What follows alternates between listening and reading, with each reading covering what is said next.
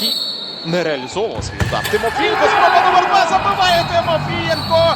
І адвокати крокують далі. Адвокати вимучили і роблять камбек, програючи 3-5 після першого матчу.